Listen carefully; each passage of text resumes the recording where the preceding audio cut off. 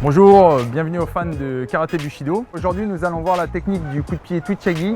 C'est un coup de pied qui est employé dans beaucoup de sports de combat parce qu'il est dévastateur, il est très puissant, il se place au niveau bas, au niveau de l'estomac, du sternum ou du foie. Et donc c'est un coup de pied qui arrive à désarçonner les adversaires et à les mettre souvent KO encore conscients avec le souffle coupé.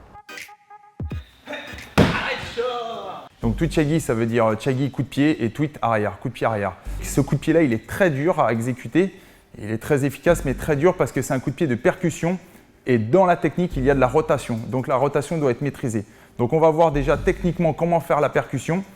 Donc l'écart des jambes est assez important, d'accord, pour avoir une meilleure percussion. Il ne faut pas serrer les pieds. Ensuite, au niveau de la technique, il va bien falloir ramener le talon à la fesse. D'accord, et avoir un système de flèche avec l'arrière de la flèche va être le genou et l'avant de la flèche va être le talon pour avoir une direction droite avec impact. Donc je vais montrer ici. Pendant la technique, le corps doit toujours rester de dos, d'accord, pour avoir un meilleur impact. Si vous ouvrez les épaules, vous allez automatiquement ouvrir le genou. C'est possible de l'exécuter, mais vous allez perdre beaucoup en puissance. Donc là, ici, au niveau de l'impact. Voilà. Ensuite, vous pouvez travailler la même technique pour travailler un peu plus la précision avec une cible plus petite, précision d'impact. Ce coup de pied-là est un coup de pied de percussion, donc il va avoir la même fonction que le jam en boxe anglaise, direct pour tenir à distance.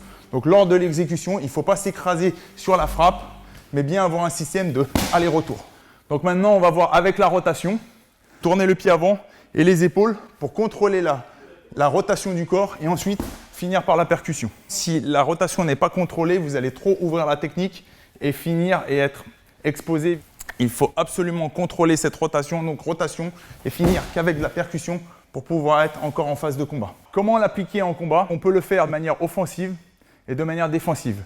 En phase offensive, lors de l'attaque, il est très important de ne pas le démarrer à une longue distance. Si vous démarrez à une longue distance, l'adversaire a juste à réagir et vous allez être en bout de course et vous allez être exposé. Il ne faut pas trop se projeter et le faire dans un enchaînement d'attaques si l'adversaire recule. Il va falloir attendre que l'adversaire revienne à vous pour mieux le percuter. Sur les combattants qui sont beaucoup de profils, ça va être assez dur à placer. Il faudra plus le privilégier lors des combattants qui sont plutôt de 3/4 et de face. Lors du combat, il va falloir déborder l'adversaire par des feintes ici et lors de la réaction, ici percuter. Ensuite, de manière défensive, lorsque l'adversaire va vous attaquer, c'est un coup de pied de contre. Ce qui est très important, c'est la synchronisation des appuis. En fonction de la vitesse à laquelle l'adversaire rentre sur vous, il va falloir ajuster votre pied avant pour avoir une distance optimale pour avoir de la puissance. Si vous n'avez pas eu le temps de reculer ou si vous êtes sur place, le coup de pied va être trop court et donc pas efficace. Donc le pied avant, il a le rôle de s'ajuster et de reculer en fonction de l'avancée et la vitesse de l'adversaire. Donc lorsqu'il démarre, il faut reculer le pied pour garder une distance. Très important. En phase défensive, lorsque l'adversaire avance sur vous, il est lancé, il va continuer. Si votre coup de pied n'a pas réussi à stopper l'adversaire, il faut frapper et se replacer, retrouver une distance.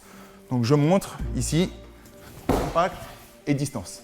En fonction de la fatigue dans le combat, le pied avant, il est préférable qu'il glisse pour avoir une meilleure vitesse d'impact. Souvent, les combattants le font un peu sauter pour synchroniser et avoir une meilleure puissance.